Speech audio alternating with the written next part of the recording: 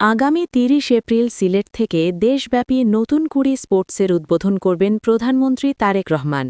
প্রধানমন্ত্রীর এই সফরকে সামনে রেখে বুধবার সিলেটের ক্রীড়া অবকাঠামো পরিদর্শন করেছেন ক্রীড়া প্রতিমন্ত্রী আমিনুল হক।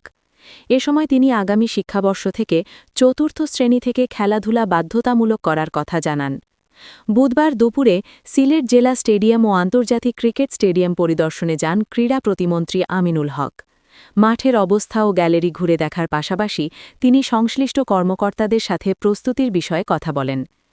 পরিদর্শন শেষে সাংবাদিকদের প্রতিমন্ত্রী জানান, নতুন কুড়ি প্রতিযোগিতার মাধ্যমে তৃণমূল থেকে প্রতিভাকে খুঁজে বের করা হবে। এই প্রতিযোগিতার মাধ্যমে যে সকল প্রতিভা বেরিয়ে আসবে তাদের যথাযথ মূল্যায়ন করা হবে। সরকার ইতোমধ্যে ক্রীড়াবিদদের ভাতা প্রদান শুরু করেছে। শীঘ্রই আরও ৫০০ জন ক্রীড়াবিদকে এই ভাতার আওতায় আনা হবে। পরিদর্শনকালে জেলা স্টেডিয়ামের বেহাল দশা দেখে ক্ষোভ প্রকাশ করেন প্রতিমন্ত্রী। বিগত সময়ের অনিয়ম ও দুর্নীতির কারণেই স্টেডিয়ামের এই দশা হয়েছে উল্লেখ করে তিনি দ্রুত সংস্কারের নির্দেশ দেন। আগামী প্রজন্মের সুস্থ বিকাশে প্রতিমন্ত্রী বড় ঘোষণা দিয়ে বলেন, আগামী শিক্ষাবর্ষ থেকে চতুর্থ শ্রেণী থেকেই ক্রীড়া শিক্ষা বাধ্যতামূলক করা হচ্ছে। তিনি বিশ্বাস করেন, শিশু কিশোররা মাঠে থাকলে সমাজ থেকে মাদক দূর হবে।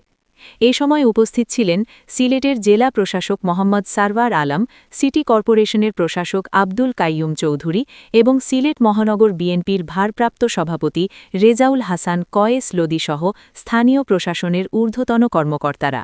দেখেন, গত ১৭ বছর বিগত স্বৈরাচার সরকার যখন জনগণের ভোটের অধিকার হরণ করে তারা জোর করে ক্ষমতায় ছিল, তখন তারা শুধু উন্নয়নের নামে শুধু মেগা দুর্নীতি করেছে। যার কারণেই আজকে এই সিলেট জেলা স্টেডিয়ামে এসে যে অব্যবস্থাপনা দেখলাম এবং যেই জরাজীর্ণ অবস্থা দেখলাম, সেটি খুবই দুঃখজনক।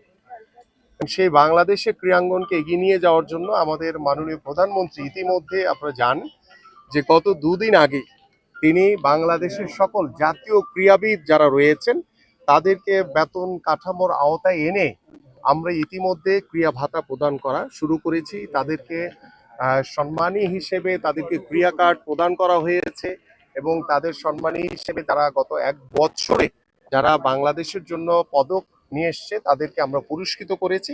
এবং নতুন কুড়ি যে স্পোর্টস আগামী ৩০ এপ্রিল ইনশাআল্লাহ আমাদের সম্ভাব্য মাননীয় প্রধানমন্ত্রী তিনি উদ্বোধন করবেন। পাশাপাশি আপনারা সকলেই অবগত আছেন যে আগামী জাতীয় শিক্ষাবর্ষে আমরা চতুর্থ শ্রেণী থেকে খেলাধুলাকে বাধ্যতামূলক করতে যাচ্ছি। এই ৭টি